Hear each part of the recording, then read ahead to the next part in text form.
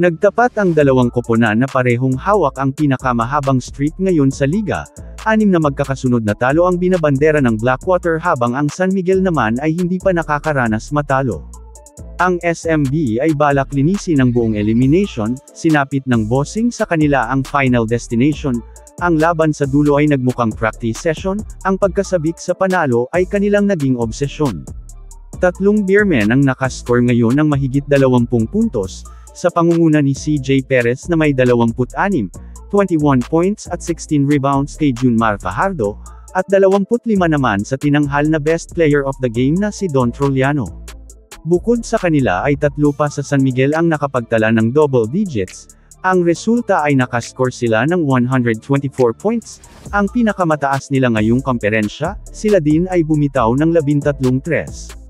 At dahil doon ang 10-0 na standing ay muli nilang nakamtan makalipas ang 35 taon, kasabay ng makasaysayang record ay ang jersey retirement ng isa sa PBA at SMB legend na si Arwin the Spider-Man Santos.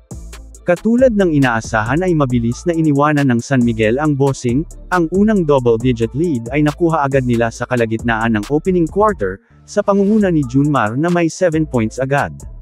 Ngunit ang bossing ay ayaw tuluyang maiwanan sa laro, kasabay ng pagtunog ng buzzer sa pagtatapos ng period ay bumitaw ng 3-pointer si Tung Cab, at sa simula ng second quarter ay nakalapit pa sila sa 5. Pero hindi rin nagtagal ay naibalik din yun agad ng beermen sa 10 mula sa end 1 play ni Cruz, at ilang sandali lang ang lumipas ay umabot pa yon sa 15, gayunpaman ay sumagot din ng 5 sunod ang bossing.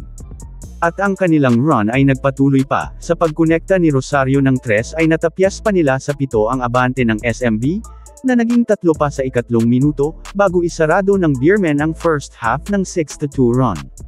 Pareho lang ng naitalang puntos ang dalawang koponan sa unang 6 na minuto ng third quarter, panandali ang nakalayo ang beermen nang gumawa sila ng 7 magkakasunod, ngunit binuweltahan din sila agad ng bossing. Ang abante ay nailapit na ng Blackwater sa 5, 10 segundo na lang bago matapos ang period.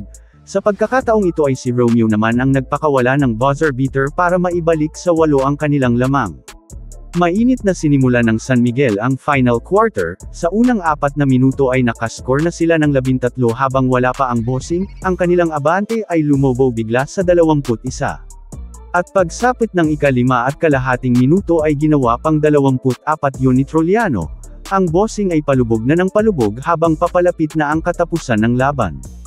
Dahil sa kanilang pagkatalo ay tuluyan ng nalaglag ang bossing sa playoffs contention, maraming nabigo dahil matapos ang kanilang malakas na 3-0 start ngayon komperensya ay 7 sunod silang sumadsad. Ngayon ay makakasama na nilang magbakasyon ang Phoenix at Converge, at sa mga susunod na araw ay isang maswerteng koponan pa ang sasama sa kanilang magpalamig sa mainit na panahon.